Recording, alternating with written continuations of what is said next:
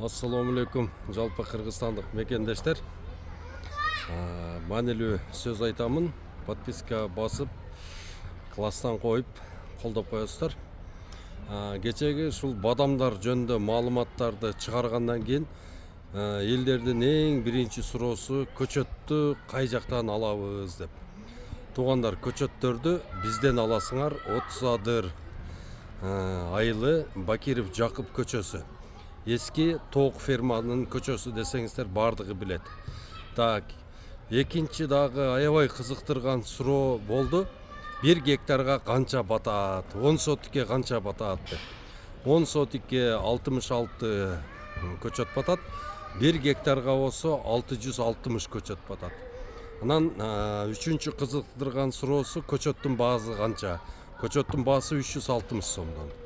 Так. Анан дагы кызыктырган суроосу кандай схема менен эгилет дейт. Анан туугандар, эки көчөттүн ортосу 3 метр болот. Анан кишилер жүрө турган жагы болсо 5 метр болот. Анан сууну кандай ичет деп сурап атышат. Туугандар, сууну 3 жолу эле жакшы сугарып койсоңуздар өзө берет.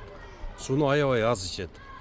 Анан дагы кандайдыр бир суроолор пайда болсо, туугандар, ушул видеонун астына жазсаңыздар, же болбосо WhatsAppка жазгыла 0550 20 0007.